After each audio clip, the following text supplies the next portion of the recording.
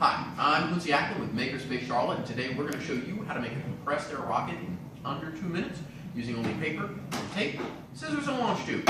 So, to get started, the first thing we're going to do is we're going to take some of our heavy-duty packing tape, which we find works really well, and we're going to measure it to be about the length of our piece of paper and tape it down to the table and the paper. Then we're going to take a second piece of tape, a little bit longer than the first. We're going to overlap it about 1/4 inch, tape it to the tape as well. Make sure that it lines up on one end even with the paper and it overruns all on one side. Then we're going to flip it over so we have the sticky side of the tape up. We're going to take a tube that's pre-taped with an extra piece of tape around it or a piece of paper to make it just a little bit thicker than the actual launch tube.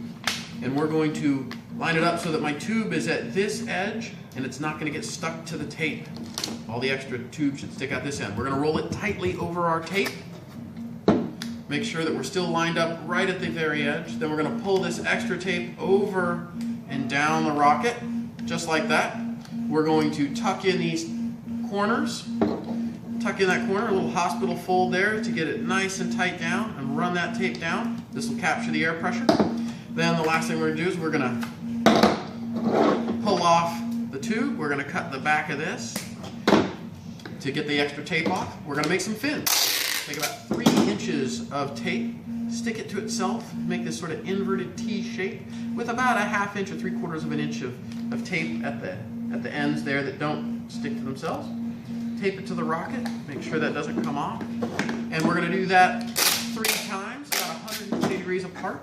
If these fins don't go down perfectly straight up and down, that's okay. That'll just induce a little bit of a twist in the rocket, which will serve to help stabilize it.